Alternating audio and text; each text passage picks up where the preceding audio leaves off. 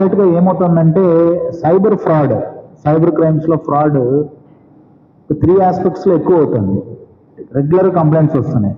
ఒకటి FedEx fraud, అంటే phone వస్తుంది, మీ పేరుతో పార్సల్ వచ్చింది, దాంట్లో కొన్ని పాస్పోర్ట్స్ ఉన్నాయి, MDMA డ్రగ్స్ దొరికినాయి, ఇప్పుడు మీరు అర్జెంటుగా డబ్బులు లేకపోతే మీ పైన కేసు పెడతాం, లేదు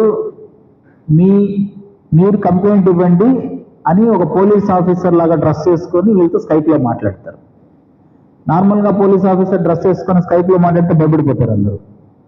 వీళ్ళకి తెలుసు వీళ్ళు చాలామంది ఎవరు కూడా పార్సల్ పంపించుండ్రు, కానీ ఫోన్ వస్తుంది, కొంచెం భయపడిస్తున్నారు బాగా. దాంతోపాటు మా దగ్గరికి వెంటనే కంప్లైంట్ చేస్తే we are telling this is a fraud.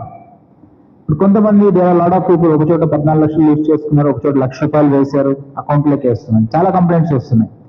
So Nellore జిల్లా ప్రజలంతా ఈ విషయం